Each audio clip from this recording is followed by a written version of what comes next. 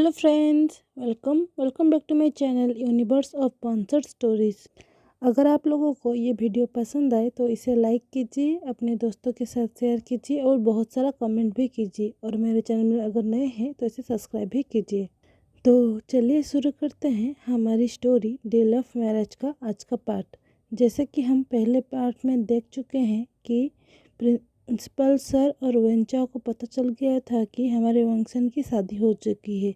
तभी principal sir इस बात को सुनकर वांग जी की ओर देखकर कहते हैं, वांग जी क्या ये सच है? तभी वांग जी कहता है, हाँ सर, हम दोनों की शादी कल ही हुई। तभी प्रिंसिपल सुनकर कहते हैं, तो काम करो, एक दूसरे से डिवोर्स ले लो।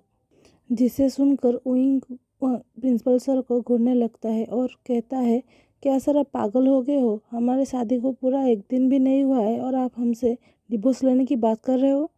जिसे सुनकर प्रिंसिपल कहते हैं, मैं ये तुम दोनों के लिए भले के लिए कह रहा हूँ, ताकि तुम दोनों का फ्यूचर अच्छा हो जाए।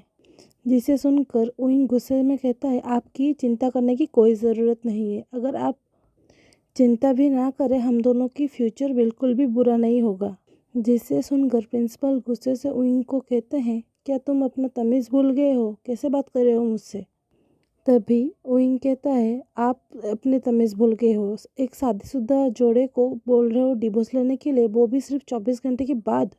जिसे सुनकर प्रिंसिपल भी कुछ नहीं कहते और वांग जी की ओर देखकर कहते हैं, तुम दोनों को मैं 24 घंटे का वक्त देता हूँ और तुम दोनों मुझे कल अपना डिसीजन बता देना कि तुम दोनों में से कौन यहाँ पर रहना चाहेगा। और दोनों ही रहना चाहते हो तो डिवोर्स पेपर पे सिग्नेचर कर देना मेरे सामने। जैसे सुनकर वांग जी कुछ नहीं कहता और वंचे को घूरकर वो इनके हाथ को पकड़कर वहाँ से निकल जाता है। उसके बाद हमें दिखाते हैं हमारे वांगसियान अपने अपने छुट्टी का एप्लीकेशन डालकर घर चले जाते हैं और वो ये तय करते हैं कि इस बारे में वो अपने परिवार को कुछ नहीं बताएंगे, क्योंकि अगर उन्हें पता चला तो वो बहुत ही ज़्यादा टेंशन लेंगे। इस तरफ हमें वनिंग को दिखाया जाता है, जो न्यू हेसन के पास आकर कहता है, हेसन क्या तुमने उइंग को कहीं पर देखा है? जिसे सुनकर न्यू हेसन को लगता है कि वेनिंग अब अपने ब्रेकअप के बाद उइंग के तरफ अट्रैक्ट हो रहा है। तो वो सोचता है, लेकिन वे ब्रदर तो शादीशुदा हैं, तो वो सोचता है कि वेनिंग को हिंट देगा ताकि वो अपने फीलिंग्स को कंट्रोल कर सके। तो वो वेनिंग की ओर देखकर कहता है, क्यों वेनिंग, तुम्हें क्या करना है? तभी वेनिंग कहता है, कुछ नहीं, मुझे उससे कुछ इम्पोर्टेंट बात करना था। जिसे सुनकर न्यू हेसन को लगता है कि वो उन्हें प्रपोज करने वाला है। तभी वो कहता है, लेकिन वो तो घर चले गए। इसे सुनकर वेनिंग कहता है, लेकिन क्यों? अभी तो क्लास ख़त्म भी नहीं हुआ है। तभी न्यू हेसन कहता है, क्योंकि उनकी तबीयत ठीक नहीं थी। जिसे सुनकर वेनिंग मुंह बनाते हुए न्यू हेसन को देखकर वहाँ से चला जाता है और मन ही मन सोचता है, उइंग, मुझे लग रहा है उइंग अभी तक न्यू हेसन से बात नहीं किया है मेरे बारे में।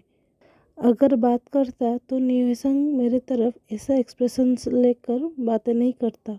ऐसा सोचते वो वहाँ से चला जाता है। और तभी हमें दूसरी तरफ म्यूज़िक रूम का सीन दिखाया जाता है, जहाँ पर अभी वेनिंग का क्लास का म्यूज़िक क्लास था, जहाँ पर उन्हें पता चलता है कि उनका म्यूज़िक टीचर जो रिटायर हो गए थे, उनके बदले और एक नई मैम आई हैं जो उन्हें म्यूज़िक सिखाएंगे। जिसे सुनकर सारे अल्फ़ा बहुत ज़्यादा खुश हो जाते हैं, क्योंकि उन्हें पता चला था वो और कोई नहीं, वो उस दिन जिस ओमेगा को देखकर फ्लैट हो गए थे वही थे। जिसे देखकर नी वे संग सिजुकी और देखकर कहता है, ये सब पागल हो गए हैं। तभी सिजुई कहता है, लेकिन मुझे जितना पता है मिया मिया के पेरेंट्स ने ये परमिशन कैसे दे दिया कि यहाँ पर आकर टीचिंग करने के लिए? जिसे सुनकर नी योसन कहता है, मुझे क्या पता, और तुम्हारी बातों से ऐसा लग रहा है कि तुम और मिया मिया एक दूसरे को जानते हो। तभी सिजुई थोड़े शर्माते हुए कहता है, हाँ, हम दोनों एक दूसरे को फॉरेन में मिले थे, जहाँ पर हम दोनों ही म्यूज़िक मेजर लेकर स्टडी कर रहे थे। जिसे सुनकर नी योसन चौंक जाता है और सुजू की ओर देखकर कहता है, अगर तुमने म्यूज़िक मेजर लेकर स्टडी किया है तो यहाँ पर आकर बिजनेस मेजर फिर से पढ़ाई क्यों कर रहे हो? तभी जिसे सुनकर सिजुई कहता है, मेरा कुछ मकसद था, अब वो मकसद पूरा हो गया है, तो मैं सोच रहा हूँ कि मैं भी ये पढ़ाई बंद कर दूँ। तभी नी संग चौंकते हुए कहता है, क्या तुम्हारा एक मकसद था? जिसे सुनकर सिजुई कहता है, हाँ, ये बहुत ही लंबी कहानी है, मैं तुम्हें कभी बाद में बताऊंगा।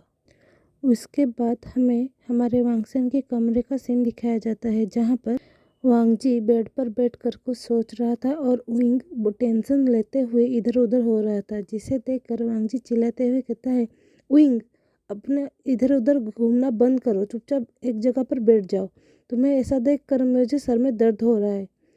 वांगजी के मुंह से ऐसे बातों को सुनकर विंग चौंक कर कहता है, लेकिन सर।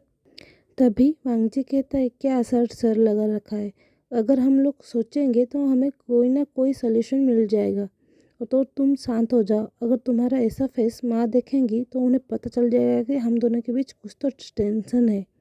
जैसे सुनकर विंग भी उसे ठीक लगता है और वो भी चुपचाप वांगजी के पास आकर बैठ जाता है। तभी वांगजी विंग की ओर देखकर कहता है, विंग, मैं तुम्हें एक बात पूछूं? तभी विंग कहता है, हाँ सर, पूछिए। तभी वांगजी कहता है, अगर तुम्हें मैं एक सिचुएशन दूँ जिस पर तुम्हें अपने स्टडी को अपनाना है या मुझे डिवोर्स देना है, तो तुम क्या चूज़ करोगे? जिसे सुनकर विंग कहता है, अगर बात पहले की होती तो मैं स्टडी को चूज़ करता और मैं आपको डिवोर्स दे देता। जिसे सुनकर वांगजी को बुरा लगता है, क्योंकि वो अब मन ही मन विंग की ओर अट्रैक्ट हो रहा था। तभी वांगजी विंग की ओर देखकर कहता है, मैंने एक डिसीजन लिया है। जिसे सुनकर विंग चौंक कर कहता है, लेकिन सर क्या?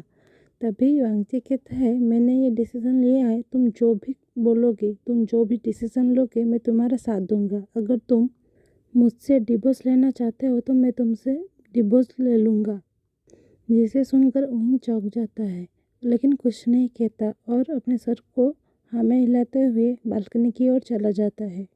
विंग की ऐसे ठंडे रिएक्शन को देखकर वांगजी को और भी ज़्यादा बुरा लगता है और वो अपने आंसू को कंट्रोल नहीं कर पाता, लेकिन वो ये बिल्कुल नहीं चाहता था कि विंग को पता चले कि वो इस चीज़ से हर्ट हुआ है। तो वो दौड़कर वॉशरूम की ओर चला जाता है।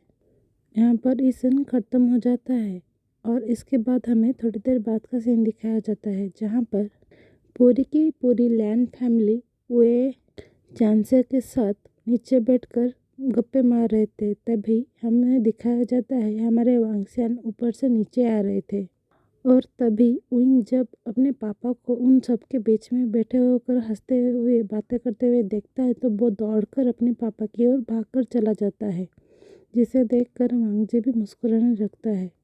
तभी मिसेस लान विंग की ओर देखकर कहते हैं, बेटा धीरे, अगर ऐसे भाग कर आओगे तो तुम गिर जाओगे। तभी विंग जल्दी से आकर अपने पापा को गले लगते हुए कहता है, माँ, मुझे कुछ नहीं होगा, अगर मुझे कुछ हो गया तो आप लोग सब तो है ना।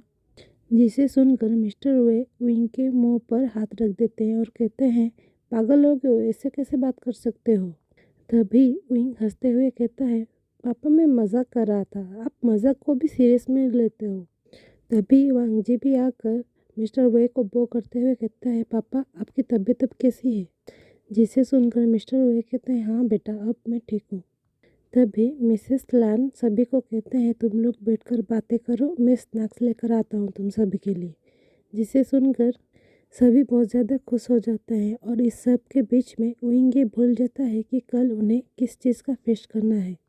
लेकिन वांगजी के फेशियल एक्सप्रेशन से ऐसा लग रहा था कि वो कुछ सोच रहा है। तभी हमें दिखाते हैं मिसेस लान थोड़ी देर के बाद बहुत सारे स्नैक्स और टी को लेकर टी टेबल के ऊपर रख देते हैं और बाकी सब लोग मिलकर टी पीते हुए और स्नैक्स खाते हुए सबसे बातें करने लगते हैं। के बाद थोड़ी देर बाद का सीन दिखाया जाता है, जहाँ पर वांगजी अपने पापा और चाचा को लेकर स्टडी रूम के अंदर चला जाता है, जिसे देखकर मिसेस लान को लगता है कि कुछ ऑफिशियल बात होगा, इसीलिए वो तीनों चले गए और वो कुछ नहीं कहते हैं। तभी सिजुई विंग की ओर जाकर कहता है, विंग, तुम आज जल्दी क्यों घर आ गए थे? जिसे सुनकर विंग कहता है, मुझे थोड़ा तबीयत ठीक नहीं लग रहा था, इसीलिए मैं सर को बोला और सर ने मुझे लेकर घर आ गए। विंग के मुंह से तबीयत ना ठीक होने के बात को सुनकर मिस्टर वे के साथ साथ मिसेस लैन भी चौंक कर उसके ओर देखकर कहते हैं, बेटा क्या हुआ था, तुम्हारी तबीयत अब तो ठीक है ना। जिसे सुनकर विंग कहता है, माँ कुछ नहीं, और पापा आप बिल्कुल टेंशन मत लीजिए, मैं अब ठीक हूँ। बस कल का थकान था, कल पूरा दिन इतना इधर उधर हुआ ना, इसीलिए। जिसे सुनकर सभी अपने सर को हाँ में हिला देते हैं और उन लोगों को भी कुछ शक नहीं होता कि क्या हुआ है। उसके बाद हमें दिखाते हैं डिनर के बाद मिस्टर वे उनके घर और मिस्टर लैन चिरन एंड लैन सिजुई अपने मैंसन में चले गए और हमारे वांगसेन अपने कमरे पर जाकर लेटे हुए थे। तभी वांगजी विंग की ओर देखकर कहता है, विंग। जिसे सुनकर विंग कहते हैं, सर। तभी वांगजी पूछता है, क्या तुमने कुछ डिसीजन लिया। जिसे सुनकर विंग कहता है, मैंने अभी तक कुछ भी डिसीजन नहीं लिया है, जो होगा देखा जाएगा। विंग के ऐसे कैजुअल से आंसर को देखकर वांगजी को और भी ज़्यादा बुरा लगता है और वो अपने सर को दूसरी तरफ कर कर सो जाता है।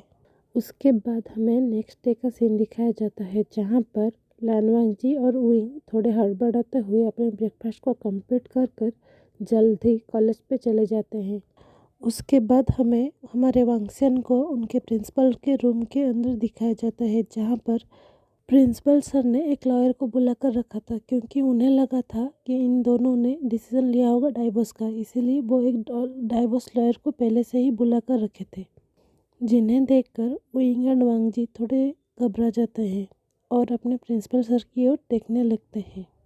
तो आज के लिए बस इतना ही। आगे क्या होगा और विंग एंड वांगजी क्या डिसीजन लेंगे वो हम नेक्स्ट पार्ट में देखेंगे।